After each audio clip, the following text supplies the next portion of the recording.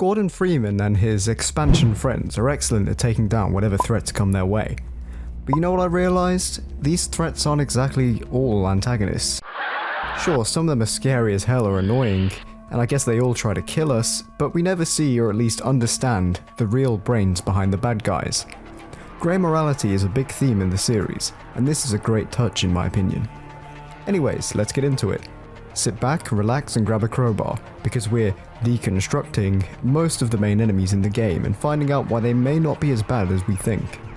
The game would have you believe that on a surface level, everything is out to get you, and it's unquestionably evil. That is, unless you really think about it. The higher we get on the intelligence scale, the more interesting things become. First and foremost are the Zen fauna, the first things we encounter. Barnacles? They're passive, dormant, indiscriminate about their prey. The boys are just trying to get some food, and besides, they're not exactly winning any evil mastermind prizes regardless, which can also be said for the rest. These guys are, in a way, a more sentient version of, say, a Venus flytrap.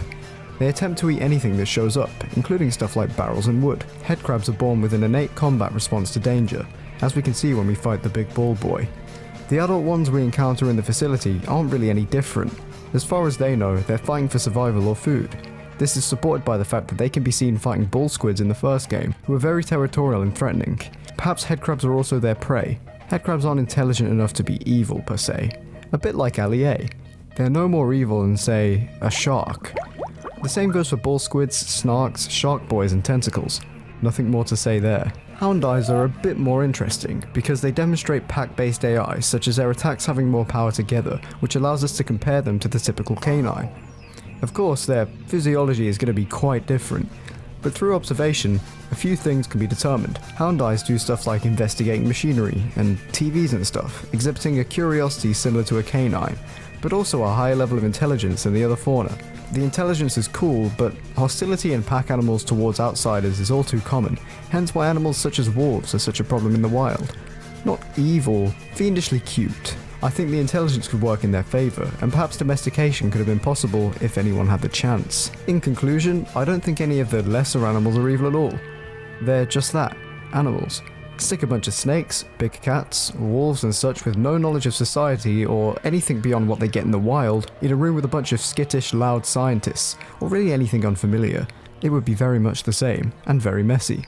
Alien grunts are manufactured, as seen in the Zen factories, and it's unknown if the same is true for Gargs, but grunts being manufactured by the Vorts, and therefore being part of the Nihilanth's ecosystem, means they're not going to have any free will, and since they're created by something higher up, they're not going to be the bad guys. Their creators, or at least their manufacturers, the Vorts, known as alien slaves in the first game, kind of makes their situation pretty obvious. They're enslaved and under control of the Nihilanth, appearing to be sentient, sapient creatures. Subtle storytelling shows us this in the first game, where they will flee when hurt, not attacking unless you get close up, and of course, in the second game, where they're free, they're some of our greatest allies. This leads us nicely to the alien controllers. These guys are pretty evil, but they're still acting on behalf of the big space baby, they themselves being small space babies. They function as overseers for the slaves and the manufactured creatures, keeping them in check, making sure they follow their master's wishes. This can be seen clearly in the Zen mines, where the working Vorts won't attack you, but immediately engage when controllers show up. Then we get to what seems to be the big bad, Nihilanth. We kill him and all, but the whole time, all he seems to do is warn us about the G-Man. Odd. Of course, with what we know from Half-Life 2 and such, the Nihilanth was part of a dwindling species, not native to Zen, like most of its inhabitants, cornered by none other than the Universal Union. Or the Combine if you're a sailor. Everything the Nihilanth did was a last-ditch effort to escape and save himself. He sent his forces to Earth because, well, thanks to the resonance cascade, Earth was ripe for the picking, like a nice, shiny space apple. So, the Combine. Surely we can shift the blame onto them, right? Well, probably yeah. I mean, almost certainly, but what if it turns out they have some greater plan? This is all too much to discuss in one video. Anyway, back to the space baby. Was what he did evil? Well, you'd have no difficulty convincing anyone that slavery and warfare are objectively pretty unpleasant things. But the man, the fetus, had his reasons. He tried to save his people things, and it backfired.